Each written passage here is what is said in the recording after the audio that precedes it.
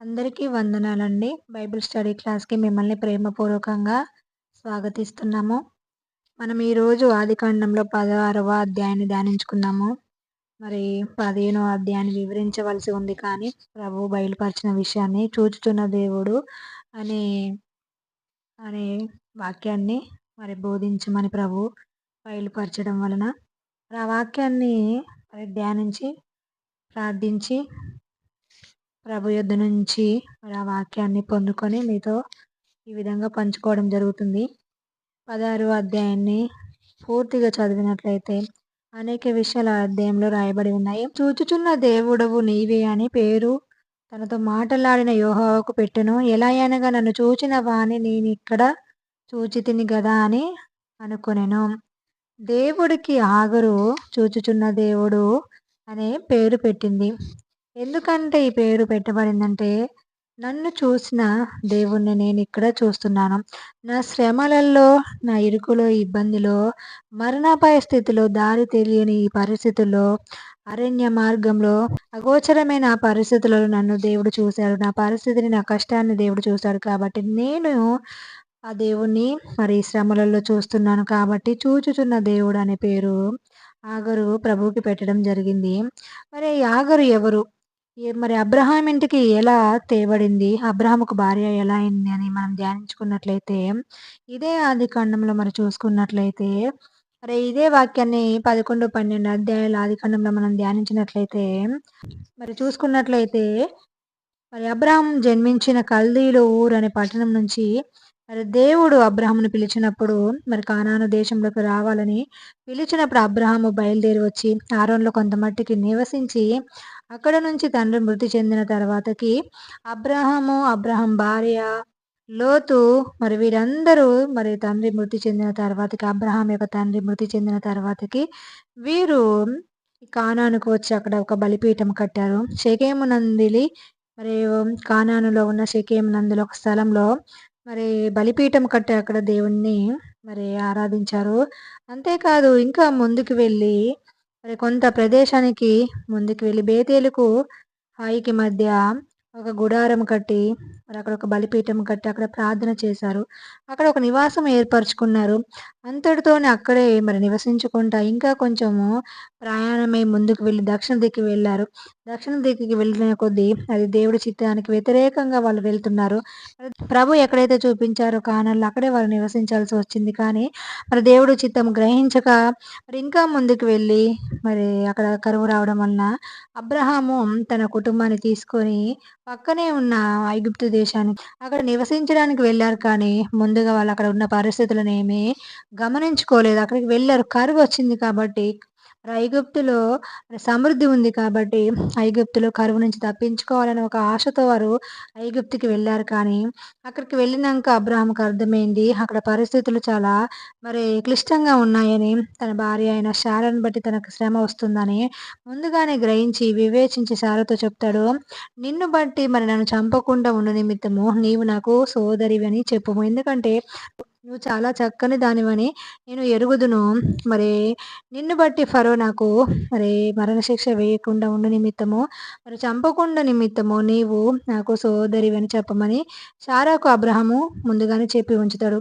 ఆ విధంగా జరుగుతున్న ఆ సమయంలో మరి ఆ ప్రాంతంలో ఉన్న స్త్రీలు పనికత్తెలు మరి శారాను చూసి ఫరో ఎదుట పొగడడం వలన ఫరో ఇంటికి శారా కొనిపోబడింది. అప్పుడు ఈ ఫరో అనేది ఒక అధికారము పేరు, అక్కడ ఉన్న వ్యక్తి పేరు కాదు. ఈ ఫరో అనే వ్యక్తి ఆ కాలంలో పనిచేస్తున్న ఈ మరి ఫరో అనే అధికారాన్ని అలా చెలాయిస్తున్న ఆ వ్యక్తి అబ్రహాం ఇంటికి మరి అనేకమైన పశువులను, గొర్రెలను, మేకలను, గాడిదలను మరి అనేక మంది పనికత్తెలను ఇచ్చి మరి అబ్రహాముకు మేలు చేసి శారాను తన ఇంటికి తెచ్చుకోవడం జరిగింది. కానీ దేవుడు శారాను బట్టి మరి ఫరో యొక్క కుటుంబాన్ని మరి శ్రమలు అనేవి పెట్టడం వలన మరి ఇక్కడ ఫరో ఆ విషయాన్ని తెలుసుకొని ఇక్కడ ఆ శ్రమలను బట్టి, ఆ బాధలను బట్టి ఫరో మరి కారణం ఏమిటో తెలుసుకోవడం వలన అప్పుడు అబ్రాహామును పిలిపించి, "నువ్వు నాకు చేసినది ఏమిటి అబ్రాహామా? ఈమె నీ భార్య అని నాకెందుకు తెలపలేదు? నేనేమైనా చేసుకుందునేమో, నాకేమైనా కీడు సంభవించునేమో. వెంటనే ఈమెను తీసుకొని వెళ్ళని" మరి భార్యని తిరిగి అబ్రాహాముకి ఇవ్వడము, మరి తను ఇచ్చిన బహుమానాలు కూడా తిరిగి తీసుకోకుండా వారితోని పంపివేయడం జరిగింది. ఆ విధంగా మరి ఈ ఐగుప్తు దేశంలో ఫరో యొక్క ఫరో యొక్క ఆస్థానం నుంచి తేబడిన పనికత్తెల్లో ఒక పనికత్తె ఈ హాగరు. హాగరు అబ్రహాముతోని మరి ఆ కుటుంబంతోనే మరి అబ్రహాము ఈ హాగరును ఇంకా పనికత్తెలను మరి ఫరో రాజు ఇచ్చిన సమస్తాన్ని తీసుకొని దేవుడు ఆశీర్వదించే కొలది ఇంకా వారు సంపాదించిన మరి పశువులన్నిటిని తీసుకొని తిరిగి మళ్ళీ దేవుడి చిత్తానికి వ్యతిరేకంగా వెళ్ళిన వీరు తిరిగి మళ్ళీ తన బలిపీఠము కట్టిన కానాను దేశానికి రావాలని మరి తిరిగి వస్తూ సమయంలో లోతు మరి తన పశువుల కాపర్లకి, అబ్రాహాం పశువుల కాపర్లకి మరి గొడవ సంభవించడం వల్ల లోతు విడిపోవడం జరిగింది. అబ్రాహాం కుటుంబము అబ్రాహాంకి సమస్తము ఉన్న సమస్తాన్ని తీసుకొని మరి ఇక్కడ కానానుకు రావడం అనేది జరిగింది. కానానుకొచ్చి కుటుంబంతో నివసిస్తూ బలిపీఠం కట్టి ప్రార్థిస్తూ మరి 10 సంవత్సరాలు గడిచిన తర్వాతకి అయినా కూడా వాళ్ళకి సంతానం అందకపోతే ఇక్కడ శారా అంటది, "నేను పిల్లల్ని కనుకుంటా దేవుడు చేసి ఉన్నాడు కాబట్టి నీవు మరి నా దాసి అయిన హాగరును వివాహం చేసుకో, సంతానం కలుగు నిమిత్తం" అన్నప్పుడు అబ్రహాము ఆ విషయంలో మరి దేవుడు ముందుగానే అబ్రాహాముకు వాగ్దానం ఇచ్చాడు. ఏమని అంటే, "నువ్వు తప్పకుండా నీకు కుమారులు కలుగుతారు. ఆకాశ నక్షత్రాలలో కంటే విస్తారంగా నీ సంతానం అభివృద్ధి చెందుతుందని" అబ్రహాముకు మరి దేవుడు వాగ్దానం ఇచ్చినప్పుడు అది అబ్రాహాము నమ్మాడు. అది అతనికి నీతిగా ఎంచబడింది. కానీ ఇచ్చిన వాగ్దానం ఆలస్యమయ్యేసరికి శారా శ్రీధర్మం ఉడిగిపోయి తన వృద్ధాప్యంలో వచ్చింది. వృద్ధాప్యంలోకి వచ్చిన తను శారా, "నేను శ్రీధరం ఉడిగిన దాన్ని నేను కుమారులను కందునా? మరి వృద్ధాప్యంలోకి వచ్చానని" ఆలోచించుకొని అబ్రహాముతో మరి హాగరుకి మరి భార్యగా ఉండి నిమిత్తం హాగరును దాసి అయిన హాగరును ఇవ్వడం జరిగింది. హాగరు తన గర్భవతి అయిన విషయాన్ని తెలుసుకున్నప్పుడు తన యజమానురాలు తన దృష్టికి నీచమైనదిగా కనిపించిందంట. అంటే ఇక్కడ హాగరు తనున్న స్థితిని మరి మరచిపోయింది. దాసీగా కొనిపోబడింది. ఫరో ఇంట్లో దాసీగా ఉంది. అబ్రాహాం ఇంట్లో దాసీగా ఉంది. కానీ 10 సంవత్సరాలు మరి వారితో కలిసి దేవుణ్ణి తెలుసుకొని దేవుళ్ళు ముందుకు వెళ్తున్న హాగరు ఎప్పుడైతే మరి అబ్రాహాం భార్య ఈ గర్భవతి అయినదో మరి శారాకు సమస్తాన్ని దేవుడిచ్చాడు. కానీ గర్భం అనేది మరి ఆలస్యమైనప్పుడు మరి ఈ హాగరును అబ్రాహాముకి ఇచ్చినప్పుడు గర్భం ధరించిన ఈ హాగరు శారాను మరి నీచమైన దృష్టితో చూసినప్పుడు ఆ విషయంలో శారా అంటది, "నేనే కదా నీకు మరి హాగరునిచ్చి వివాహం చేసింది. ఈ హాగరు గర్భం ధరించిన వెంటనే నేను తనకి నీచురాలుగా కనిపిస్తాను. నీకు నాకు దేవుడు న్యాయం చేయగలుగునుగాక. నా ఉసురు నీకు తగులునని" శపిస్తూ మరి అబ్రాహాం దగ్గరికి వెళ్ళి మరి మాట్లాడుతున్న ఆ సమయంలో ఇక్కడ అబ్రహాము తనున్న ఆ స్థితిలో మరి శారాకు ఉన్న స్థితిని బట్టి అంటున్నాడు అబ్రహాము, "నీ దాసి అయిన హాగరును నీకు ఇష్టం వచ్చినట్లు చెయ్యి. ఆమెని చేతి క్రింద ఉందని" అంటాడు. అంటే ఇక్కడ అబ్రహాము కూడా మరి ఏం చేస్తాడంటే హాగరును శ్రమ పెట్టడానికి పర్మిషన్ ఇచ్చినట్టుగా మనం చూస్తాము. శారా కూడా ఆ మాటను పట్టుకొని ఇక్కడ హాగరును శ్రమ పెడుతుంది. మనం చూసుకున్నట్లయితే మరి హాగరు చేసింది ఒకటే. హాగరు యొక్క అవిధేయత మరి ఇక్కడ చూసుకున్నట్లయితే హాగరు విషయాన్ని మనం గమనించినట్లయితే హాగరు ఒక దాసీగా ఈ ప్రాంతానికి తేబడింది. మరి ఇక్కడ అబ్రహాముకు దాసీగా ఉంది. పిల్లలు లేని కారణంగా తన భార్యగా మరి ఇవ్వడం వలన భార్యగా మరి శారా అబ్రాహాముకి ఇవ్వడం వలన ఒకేసారి తన జీవితంలో జరిగిన ఆ హెచ్చింపును ఈ హాగరు నిలబెట్టుకోలేకపోయింది. ఈ వాక్యం చూస్తున్న మనము మన జీవితంలో కొన్నిసార్లు ఏవైనా మేలుకరమైన జరిగినప్పుడు మనం ఆ స్థితిని బట్టి మనం గర్వించకూడదు. మాట తీరులో, మన ప్రవర్తనలో, మన చూపులు, నడకలో ఏ విషయంలో కూడా మనకి గర్వం అనేది రాకూడదు. మన జీవితంలో ఎప్పుడైనా ఇచ్చిన ఈవులను బట్టి కాకుండా ఇచ్చిన దేవుని వైపే మన అతిశయం ఉండాలి. అలా కాకుండా ఇక్కడ హాగరు తను ఉన్న స్థితిని బట్టి గర్వించి మరి అక్కడ ఆ శారాను నీచమైన దానిగా చూడడం వలన అన్ని శ్రమలు కొని తెచ్చుకుంది. ఎందుకంటే శారా మరి తన దాసి అయిన తనకి మేలు చేసినప్పుడు తను నీచమైనదిగా చూసినప్పుడు అది సహించలేక శారా తనను శ్రమ పెట్టిద్ది. ఆ శ్రమ పెట్టిన కొలది ఇక్కడ ఆగరు పారిపోతది. అరణ్యంలోకి పారిపోతది. అంటే తను పారిపోయేంతగా ఇక్కడ శారా శ్రమ పెట్టుద్ది. కాబట్టి మరి ఈ విషయంలో చాలా జాగ్రత్తగా ఉండాలి. ఆగర్ లాంటి మనసు కలిగి ఉండవద్దు. దేవుడు కొంతమందిని అంచెలుగా దీవిస్తాడు. కొన్నిసార్లు మన జీవితంలో ఒకేసారి ఉన్నతమైన స్థితికి వెళ్ళే పరిస్థితులొస్తాయి. కానీ ఎలాంటి పరిస్థితుల్లో కూడా మనం గర్వించకూడదు. మనల్ని మనం హెచ్చించుకోకూడదు. మన మాట తీరులో, మన ప్రవర్తనలో ఎక్కడా తేడా రాకుండా మనల్ని మనం పరీక్షించుకుంటూ ముందుకు వెళ్ళాలి. లేదంటే ఇక్కడ ఆగరు చూడండి. తను తనున్న స్థితిని బట్టి గర్వించి, తనున్న స్థితిని బట్టి మరి తనున్న స్థితిని బట్టి శారాని నీచమైన దానిగా చూసినప్పుడు అక్కడ కోరి కోరి శ్రమ తెచ్చుకున్నట్టు ఉంది. మరి ఇక్కడ శారా విషయంలో నుంచి కూడా మనం నేర్చుకోవాల్సిందేందంటే, మన జీవితంలో కూడా ఎవరైనా మనం తక్కువగా చూసినప్పుడు, మాటలతో ఇబ్బంది పెట్టినప్పుడు, మరి మనం వాళ్ళని శ్రమ పెట్టడం అనేది అది మేలైన విషయం కాదు. ఎందుకంటే ఇక్కడ శారా మరి ఆగను శ్రమ పెడితే, ఆగరు అరణ్యంలోకి పారిపోయినప్పుడు ఆ శ్రమను బట్టి, తనున్న స్థితిని బట్టి దేవుడు ఆమెకి సాయం చేశాడు. అంటే ఈమె శ్రమ పొంది ఉన్నది. శారా ద్వారా శ్రమ పొంది ఉన్నది కాబట్టి దేవుని కృపను పొందుకొని ఉంది. కాబట్టి మనం ఎవరిని శ్రమ పెట్టి బిడ్డలుగా ఉండకూడదు.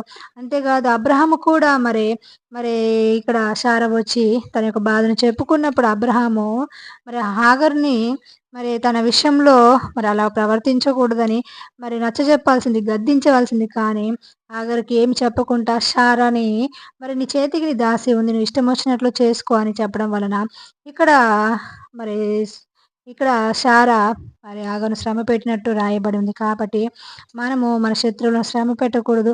మనము ఉద్దేశపూర్వకంగా వాళ్ళని మాటలతో గాయం చేయకూడదు. అది మంచి లక్షణం కాదు.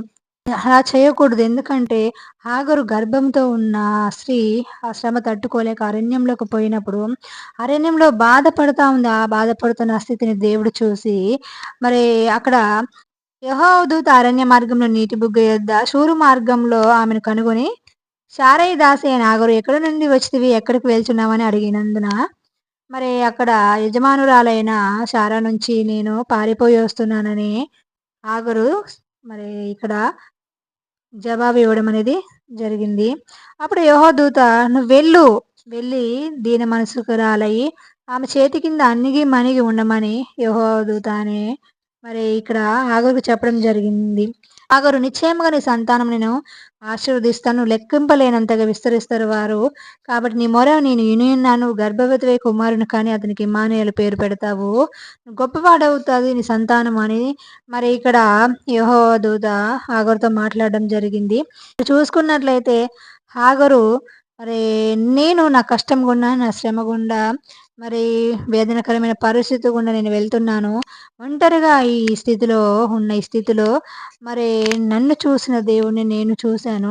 చూచుచున్న దేవుడని దేవుడికి పేరు పెట్టడం జరిగింది. హాగరు ఐగుప్తురాలు.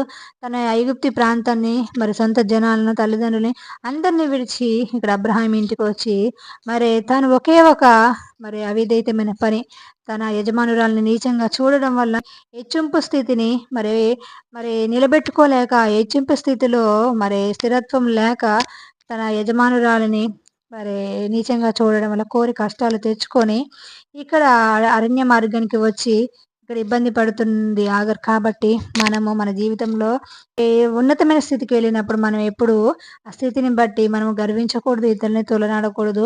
మనం చాలా మరి ఆ స్థితిని నిలబెట్టుకునే వారిగా ఉండాలి. అది మనకి ఎంతో ఆశీర్వాదకరము.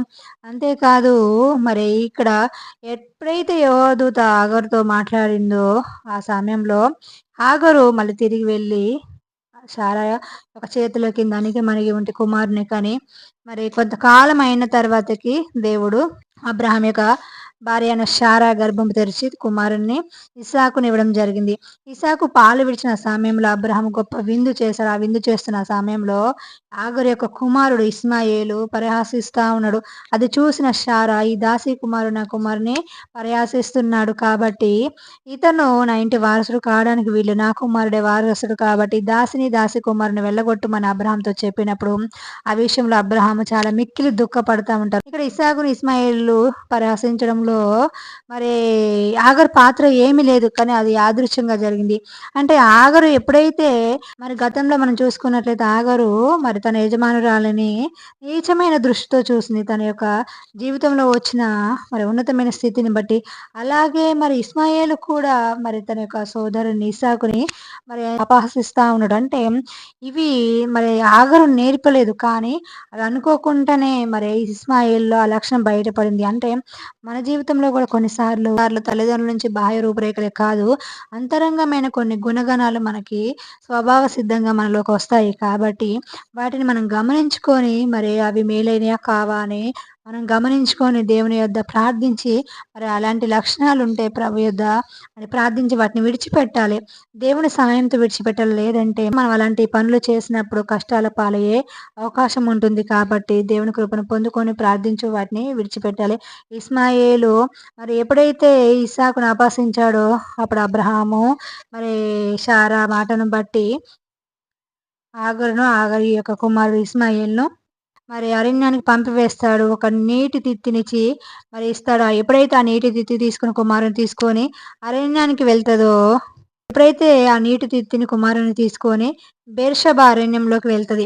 అరణ్యంలో అటు ఇటు తిరుగుతా ఉంటది. ఆ నీరు అయిపోతాయి. నీరు అయిపోయిన ఆ సమయంలో దప్పికవుతుంది. అరణ్య ప్రాంతంలో, ఆ వేడి ప్రాంతంలో దప్పికవుతున్న ఆ సమయంలో ఇక నా కుమారుని యొక్క మరణాన్ని నేను చూడలేను కాబట్టి అని తను దూరంగా పొద పక్కన నిల్చొని కూర్చొని దేవునికి మొరపెడుతుంది. తన కుమారుడు కూడా మొరపెడుతున్న ఆ సమయంలో దేవుడు మరొకసారి ఆమెను దర్శించి, "హగరు ఏమైనది నీకు? భయపడకుము.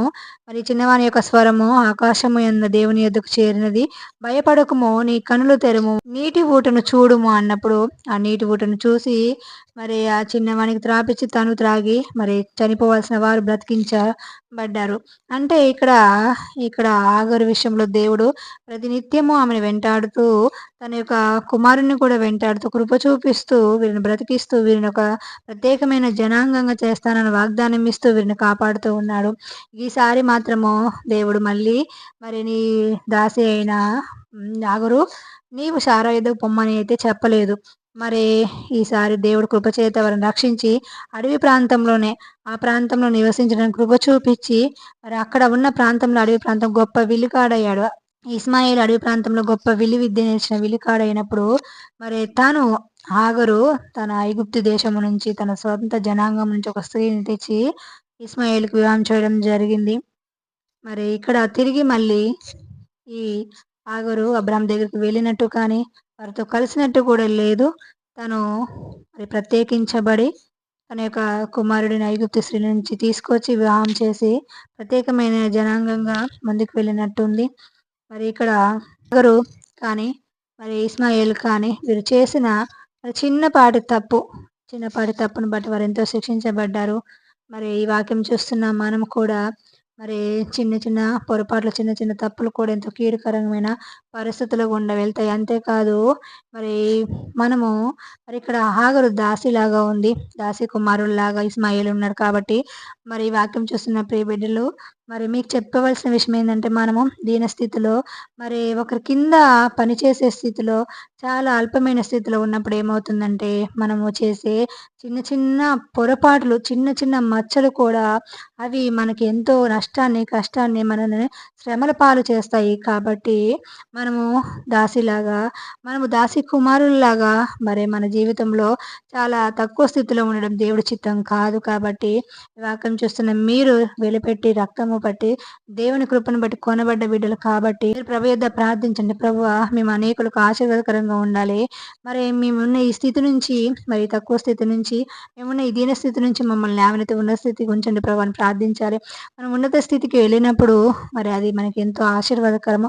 అలా కాకుండా దీన స్థితిలో ఉంటే చూశారు కదా, ఆగరు తన యజమానురాల్ని నీచమైనదిగా చూసింది అంతే. కానీ తనని ఏమీ ఇబ్బంది పెట్టలేదు. కానీ శారా అయితే ఇక్కడ ఆగరును శ్రమల పాలు చేసింది. ఎంతో శ్రమ పెట్టింది.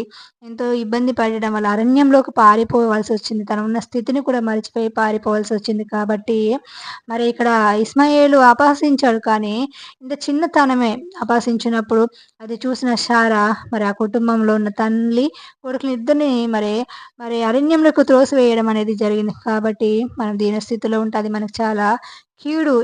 ఎందుకంటే అందరి చేత త్రోసివేయబడతాము. ప్రతి చిన్న విషయానికి మనము ఇబ్బంది పడతాము. దుఃఖపడతామో, మనము మన జీవితంలో ఇంకా క్లిష్టమైన పరిస్థితుల్లోకి వెళ్ళవలసొస్తుంది కాబట్టి, మీరు ప్రతి విషయంలో మరి దేవుని యొద్ద ప్రార్థించి, మరి ఆశీర్వదించబడే మరి జనాంగంలోకి మీరు రావాలి. నా పిల్లలైన మీరు, అబ్రహాం సంతానమైన మీరు ఆశీర్వదించబడతారని దేవుడు మరి ఈ వాక్యంలో రాయబడింది. దేవుడు మనల్ని ఆశీర్వదించడానికే పిలిచారు.